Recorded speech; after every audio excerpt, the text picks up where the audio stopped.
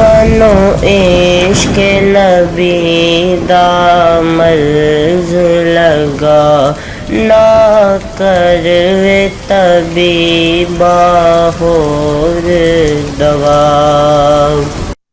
بسم اللہ الرحمن الرحیم۔ میرے پیارے بہنوں اور بھائیوں، آج ہم آپ کو خواب میں بیچنے کی تعبیر کے بارے میں بتائیں گے۔ حضرت ابن سیرین رحمۃ اللہ علیہ نے فرمایا ہے، جو چیز کہ راہ دین اور شریعت میں زیادہ عزیز ہے، اس کا فروخت کرنا برا ہے۔